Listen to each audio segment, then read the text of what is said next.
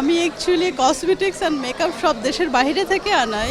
Budget কত হবে? ৫,০০০ ৬,০০০ এরকমই হয়। একদম কম করে ২০। আমি আসলে ওইভাবে বাজেট তো রাখিনি। যখন যেটা প্রয়োজন হয় আমাকে ইনস্ট্যান্ট তখনই কিনতে হয়। বেশি না, ৭-৮ হাজার টাকার মতোই।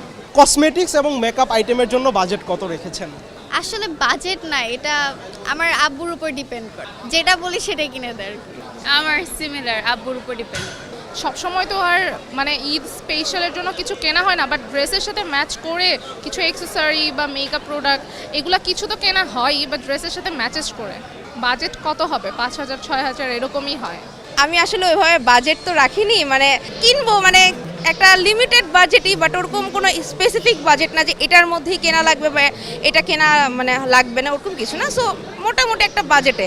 আমি অ্যাকচুয়ালি কসমেটিক্স অ্যান্ড মেকআপ সব দেশের বাইরে থেকে আনাই, তো আমার নতুন করে কিনতে হচ্ছে না। একদম কম করে ২০। বেশি না, ৭-৮ হাজার টাকার মতোই। আসলে কসমেটিক্স মেকআপ আইটেম সবসময় কেনা হয় না, এগুলো যেহেতু আমরা রেগুলার ইউজ করি ওগুলো থাকেই অলওয়েজ, ওগুলোর জন্য আলাদা কোনো বাজেট নাই, নতুন জামার জন্যই বাজেট অনলি। তো আমার আসলে কোনো বাজেট থাকে না।